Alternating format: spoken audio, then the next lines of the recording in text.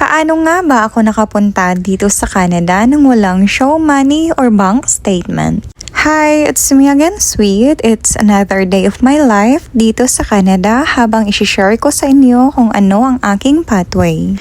Una, lahat ng aming process papunta dito sa Canada ay DIY lang, so hindi na kami nag-agency. So ang aking visa nga ay open work permit at dependent ako ng aking boyfriend na international student dito sa Canada.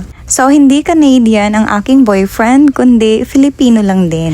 Pero kahit international student siya, pareho din kami na walang show money or bank statement na sinubmit sa IRCC. At nasabi ko na nga to sa aking YouTube vlogs before na wala kaming naipakita na show money dahil na-scam ang lahat ng pera namin. So, literal na naubos talaga. So, ito nga ang tanong ng lahat. Pwede pala na ma-approve ang international student visa nang walang show money?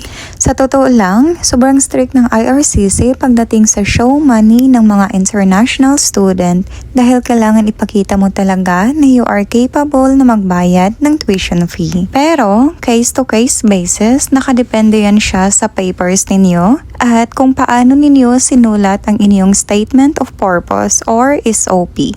At ngayon, itry kong explain sa inyo step by step ang laman ng aming SOP. Una, ang course ng boyfriend ko ay Masters in Political Science with specialization in Law and Asian Pacific Studies. At ang school niya ay sa University of Toronto kung saan nakakuha din siya ng scholarship. Alam niyo naman na sobrang mahal ng tuition fee sa UFT pero dahil scholar siya, sobrang laki talaga ng naitulong nito sa amin at sa aming mga bayarin. In addition, nag-apply din kami sa Empower Student Loan para sa ibang bayarin sa school. Dahil nga diba nakwento ko sa inyo na wala kaming pera dahil na-scam lahat ng pera namin.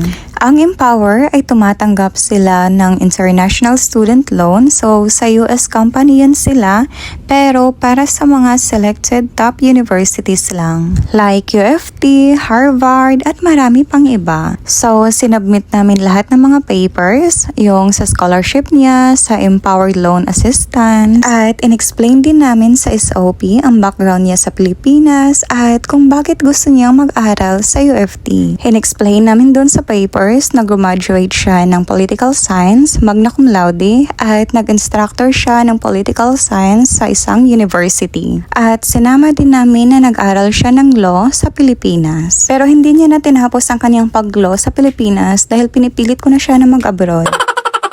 Yun nga, dahil di niya na ako matiis, nag-process na lang siya ng papers dito pa Canada.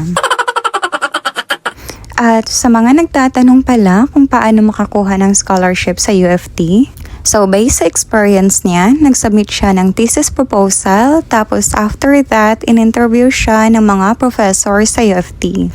Tapos after that, naka-receive lang siya ng email na yun, meron na siyang scholarship. At isa din sa pinaka-importante na kailangan ninyong i-explain sa inyong SOP ay ang home ties. So, sa boyfriend ko, sinulat niya doon lahat ng mga business nila, yung mga bahay, mga lupa, at mga sasakyan. At sinulat niya rin na unlisan lang siya. At sinulat niya rin ang binigay ko sa kanya na aso na ang pangalan ay Maple. So, Maple ang pangalan para reminder na magka-Canada talaga kami. So, Maple ang pangalan ng aso namin dahil inspired yun sa dahon ng maple dito sa Canada. So, yun lahat ang laman ng SOP or mostly nasa papers namin. Pero sa totoo lang, kinabahan talaga kami ng grabe. Dahil sobrang imposible talaga na ma-approve yung papers namin dahil wala kaming show money or kahit bank statement na maipakita sa pangalan namin. Sobrang dark talaga ng mga moment na yon. Feeling ko, imposible na makapunta kami sa ibang bansa.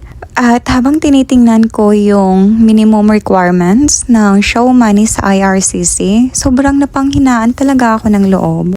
Para sa akin, imposible talaga na ma-approve yung papers namin. Pero itong experience namin ay nagpapatunay na walang imposible pagdating sa Panginoon. Basta sa buhay, magpatuloy lang kayo at magtiwala dahil ika pa nga, God is not looking at your bank account. He is looking at your faith.